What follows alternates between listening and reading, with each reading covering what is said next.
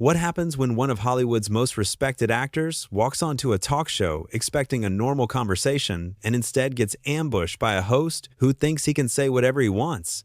In just 33 seconds, Graham Norton went from smug entertainer to a man watching his entire show fall apart in real time. This wasn't supposed to be a controversial appearance. Denzel Washington had sat down on countless talk shows before. He knew how these things worked. You show up, you smile, you tell a few stories about your latest project, maybe share a laugh or two, and everyone goes home happy.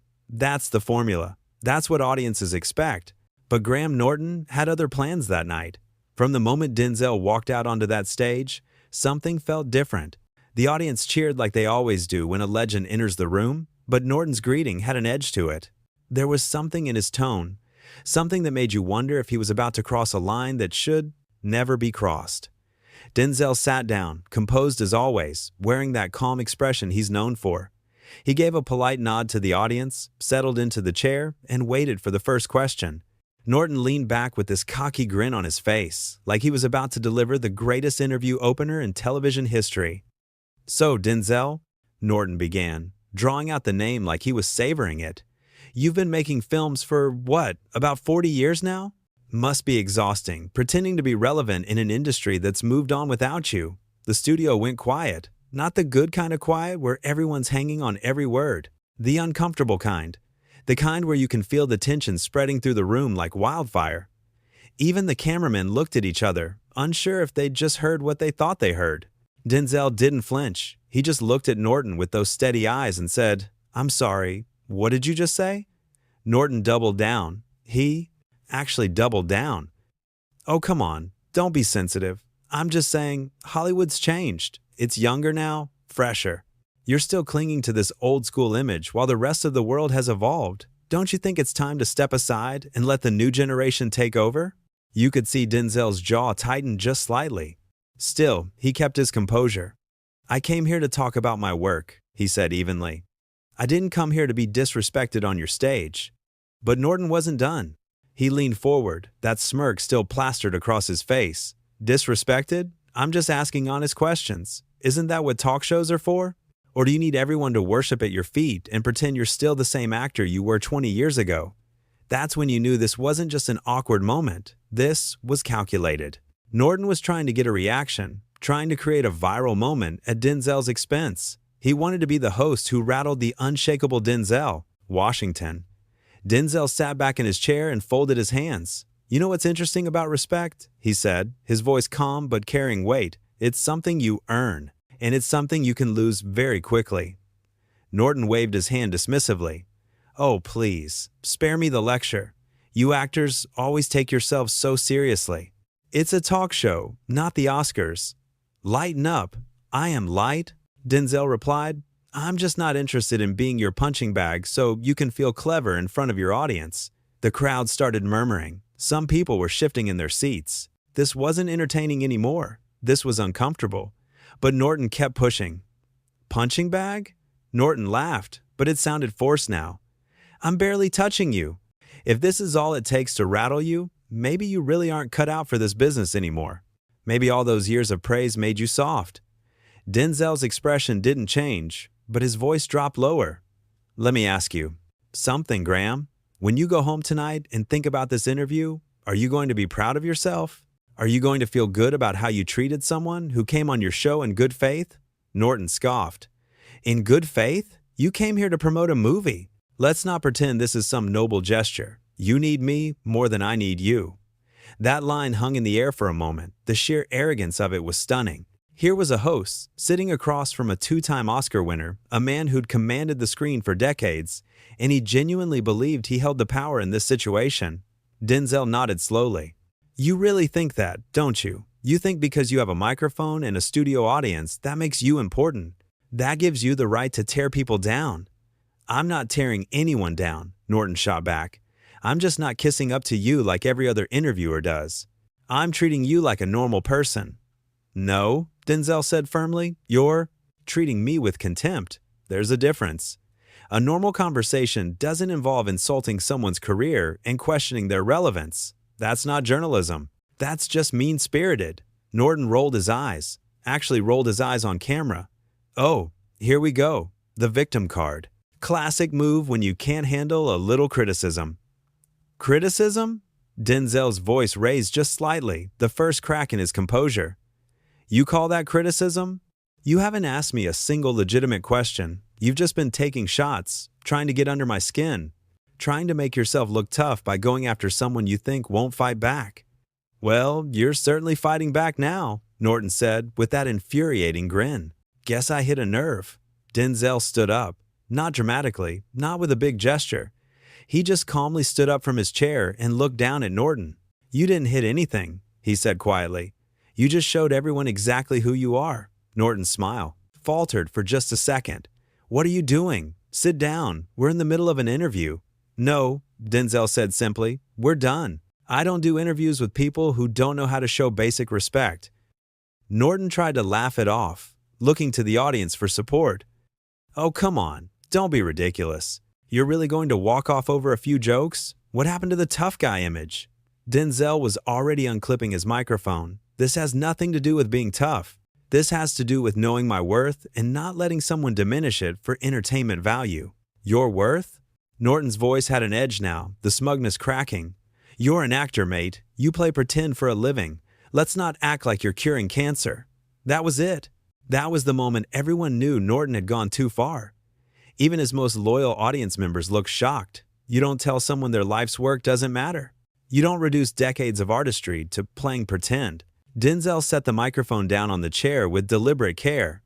You know what the saddest part of this is? He said, looking Norton straight in the eye. You actually believe what you're saying. You think being cruel makes you edgy. You think tearing people down makes you interesting. But all it does is make you small. Norton stood up now too, trying to regain control. You can't just walk off my show. Do you know how this makes you look? I know exactly how this makes me look, Denzel replied. It makes me look like someone who won't tolerate disrespect, even from someone who's supposed to be a professional. How does it make you look, Graham? The audience was dead silent now. Every eye in that studio was watching this unfold. Norton's face was getting red. You could see him realizing that this wasn't going the way he'd planned. He thought he'd get Denzel flustered, maybe get a testy soundbite he could use for promotion. Instead, he was losing control of his own show. This is my show, and where along? Norton said, his voice rising. My show. You don't get to just leave when you feel like it. Watch me, Denzel said, and started walking toward the exit. Norton actually grabbed his arm, actually put his hand on Denzel Washington's arm to stop him. You're making a huge mistake, he hissed. You'll regret this. Denzel looked down at Norton's hand on his arm, then back up at his face. Let go of me, he said quietly. There was no threat in his voice, no anger, just a simple statement of fact. Norton didn't let go. I said you're making a mistake, and I said let go of me. Denzel's voice remained calm, but there was steel underneath it now. You've disrespected me with your words. Don't make it physical too. Norton's hand dropped. Maybe he finally realized how bad this looked. Maybe he finally understood that he'd pushed way too far.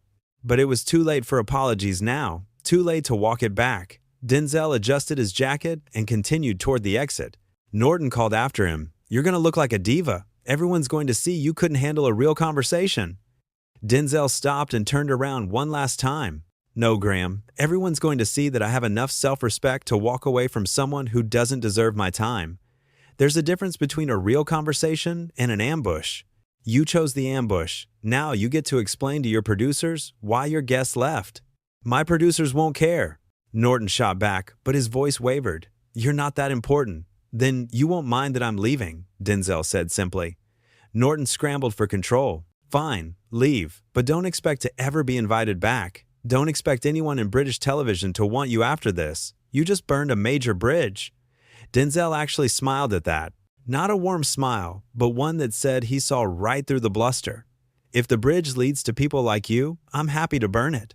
I've got plenty of other bridges that lead to people who know how to conduct themselves professionally. Professional? Norton's voice cracked with incredulity. You're walking off a live show. How is that professional? I'm walking off a show where the host insulted me repeatedly, questioned my relevance, dismissed my career, and then physically grabbed me when I tried to leave. That's not a show. That's a hit job. The audience was starting to react now. Some people were actually nodding. Others looked like they couldn't believe what they were witnessing. But nobody was on Norton's side. You could feel it in the room. The energy had completely shifted. Norton tried one more time. "Denzel, come on. Sit back down. Let's start over. I'll ask different questions." "No," Denzel said firmly. "You showed me exactly who you are in the first 5 minutes. I don't need to see any more." "You wanted to make a moment, Graham. Congratulations. You made one. Just not the kind you were hoping for."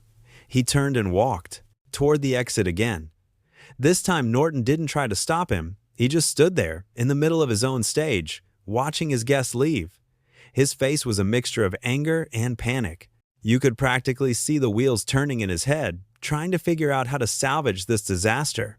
Before Denzel reached the door, Norton shouted, "You're just like all the rest of them. You celebrities think you're untouchable. You can't handle anyone questioning you." Denzel paused at the door but didn't turn around. "I can handle questions just fine. What I can't handle is someone who confuses cruelty with honesty. You don't want to question me, Graham. You want to diminish me, and life's too short to let people like you waste my time." With that, he pushed through the door and was gone. Norton stood there for a long moment, the camera still rolling, the audience still watching in stunned silence. He tried to laugh it off, turning to the crowd with that same cocky grin, but it didn't reach his eyes anymore. "Well," he said, his voice too loud, too forced. "Guess he couldn't take the heat. Some people just can't handle honest television." But nobody laughed, nobody clapped. They just sat there, looking at him like they'd seen something they couldn't unsee. The mask had slipped. The charming host routine had revealed what was underneath, and it wasn't pretty. Norton tried to continue the show. "Okay, well, we'll take a quick break and we'll be right back with our next guest." But the damage was done. You could see it in his eyes. The confidence was gone. The swagger had evaporated. He thought he could take on Denzel Washington and come out looking like the hero, the fearless interviewer who doesn't back down from anyone. Instead, he'd shown everyone exactly what happens when ego meets delusion. He'd picked a fight with someone who didn't need to prove anything to anyone, someone who'd earned their place through talent and hard work, not by tearing others down. As the show cut to commercial, you could see Norton's hands shaking slightly. He was talking to his producers, gesturing frantically. They looked worried. They should be. This wasn't just a bad interview. This was a career-defining moment, and not in a good way. Meanwhile, Denzel was probably already in his car, heading back to his hotel, completely unbothered. Because that's the thing about people who truly know their worth. They don't need to prove it. They don't need to engage with people who try to diminish them. They can simply walk away and let their body of work speak for itself. Norton had gambled everything on the idea that he could rattle Denzel Washington. He'd bet his reputation on the belief that viewers would side with the edgy host over the entitled celebrity, but he'd miscalculated badly. Because people aren't stupid. They can tell the difference between tough questions and cheap shots. They can sense when someone's being genuine and when someone's just trying to score points. And what they saw that night was a host who'd let his ego write checks his talent couldn't cash. The rest of the episode was a disaster. Norton couldn't recover his rhythm. Every joke fell flat. Every transition felt awkward.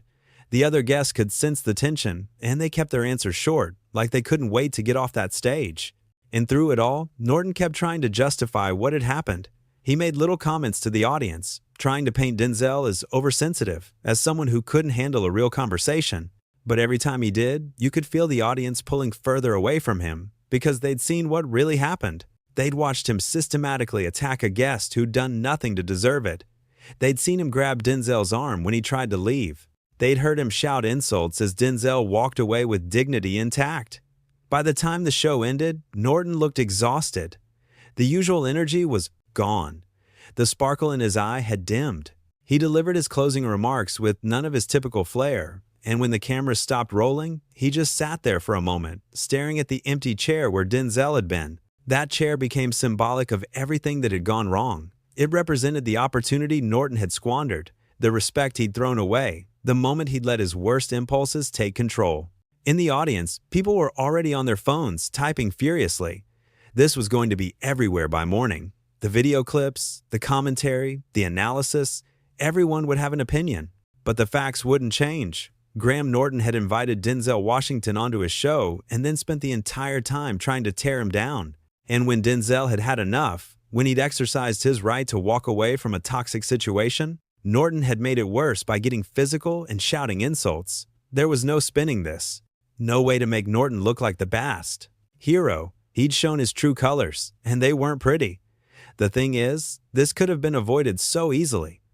All Norton had to do was be professional, ask real questions, show interest in Denzel's work, treat him like the accomplished artist he is. That's it. That's all it would have taken. But instead, he'd chosen to be clever, to be edgy, to prove that he wasn't intimidated by Hollywood royalty, and in doing so, he'd proved the exact opposite. He'd shown that he was so intimidated, so insecure, that he had to try to knock Denzel down a peg just to feel like he was on equal footing. The irony is that Denzel never acted superior. He didn't walk in with an attitude. He didn't demand special treatment. He just expected basic respect, the same respect anyone deserves when they show up to do their job. Norton couldn't even give him that, and now Norton had to live with the consequences of his choices. He had to wake up the next morning and see his face plastered across every website, every social media platform, with people dissecting every word, every gesture, every moment of that catastrophic interview. He had to read the comments from people who'd once been fans, saying they'd lost respect for him. He had to watch clips of himself grabbing Denzel's arm, knowing how bad it looked, knowing there was no justification for it. Most of all, he had to know that he'd had a chance to have a great conversation with one of the finest actors of our generation, and he'd blown it completely. Not because of a technical error or a misunderstanding, but because of ego, because of arrogance, because he thought he was bigger than he actually was. Denzel, meanwhile, came out of this looking exactly like what he is, a class act. Someone who knows his worth and won't compromise it for anyone. Someone who can keep his cool under pressure, but also knows when enough is enough. The contrast couldn't have been starker. On one side, you had grace, dignity, and self-respect. On the other, you had pettiness, arrogance, and desperation. And everyone watching knew which side they'd rather be on. This wasn't just about one bad interview. This was about the fundamental difference between someone who's earned their position through talent and hard work, and someone who's confused having a platform with deserving it. Norton thought having a show made him powerful. He thought he could say whatever he wanted and people would eat it up because he was the host. But power doesn't come from a title or a stage. It comes from how you treat people, how you conduct yourself, how you make others feel. And by that measure, Denzel had all the power in that room. Even as he walked out, even as Norton shouted after him, Denzel was the one in control because he refused to play Norton's game. He refused to sink to that level. He simply stated his boundaries and left when they were violated. That's real strength. Not the kind that comes from putting others down, but the kind that comes from knowing yourself so well that nobody can shake you. Norton tried his hardest to get a rise out of Denzel, and all he got was calm, measured responses, and a man who knew when to walk away. The saddest part is that Norton probably still doesn't understand what he did wrong. People like that rarely do. They convince themselves that everyone else is too sensitive, that they're just telling it like it is, that they're the victim of political correctness or celebrity entitlement. But the truth is simpler and harsher. Norton failed at the most basic aspect of his job, making his guests feel comfortable enough to have a good conversation. Instead, he made his guests feel attacked, disrespected, and unwelcome. And when called out on it, he doubled down instead of backing off. That's not the mark of a good interviewer. That's not even the mark of a decent human being. That's the mark of someone who's let whatever success they've had go to their head, who's forgotten that.